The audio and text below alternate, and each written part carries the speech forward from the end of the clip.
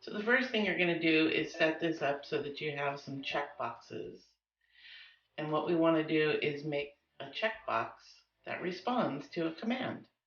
We're going to type in equals if what, if B2 is true or checked, then we're going to say that the customer has paid. We're putting paid in quotation marks because it is text. We're putting a second comma in that says if they have not paid, they will say not paid. In the parentheses, hit the enter key and then bring down that formula. Now check out your formula and how it works, and it responds to checking in the box. And that's all you have to it.